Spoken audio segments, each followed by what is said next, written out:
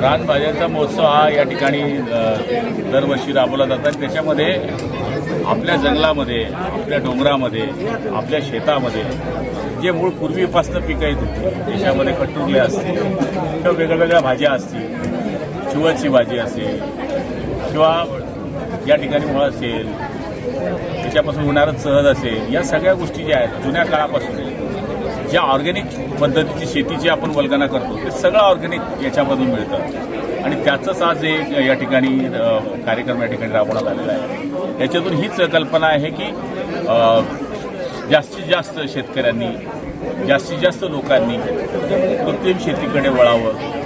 जुन्या काळातल्या ज्या पद्धतीच्या भाज्या होत्या, ज्या बिना फवारणीच्या होत्या, बिना मटेरियलच्या होत्या, त्या भाज्यांचं सेवन करावं जेणेकरून वेगळे आजार किंवा वेगवेगळ्या ज्या गोष्टी आहेत त्या कमी होतील। त्यामुळे कृषी खात्याने आणि इतर आमच्या संबंधित अधिकाऱ्यांनी लावलेले हे प्रदर्शन आहे, त्याच्यामध्ये हजारो लोकांनी भाग घेतलेला आहे आणि मला तरी असं वाटतं ही काळाची गरज आहे। कृषी विभाग, कृषी तंत्रज्ञान व्यवस्थापन आत्मा, कृषी विज्ञान केंद्र ममुराबाद आणि पाल तसेच रोटरी क्लब वेस्ट यांच्या संयुक्त विद्यमाने मागील 5-6 वर्षापासून आपण ऑगस्टच्या 9 तारखेपासून ते 15पर्यंत या दरम्यान रानभाजी महोत्सव आयोजित करत असतो।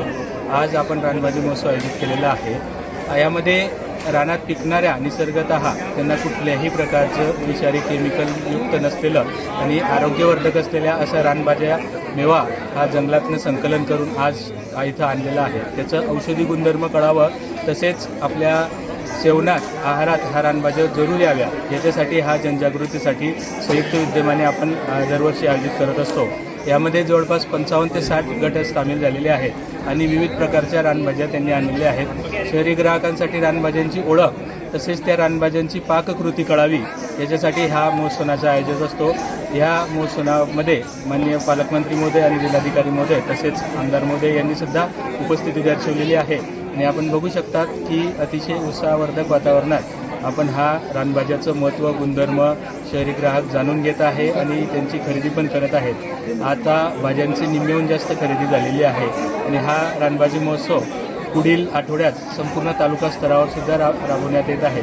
तरी माझी सर्व शेतकरी बांधव आणि ग्राहकांना विनंती राहील की आपण या रानभाजी महोत्सवाचा आनंद घ्यावा आणि आपल्या आहारात वर्षातून एकदा पिकल्या जाणाऱ्या निसर्गतः रानभाज्याचा सेवन करावं, जेणेकरून त्याच्यापासून मिळणारे औषधी गुणधर्म आपल्याला वर्षभरासाठी हे उपयोगी येतील।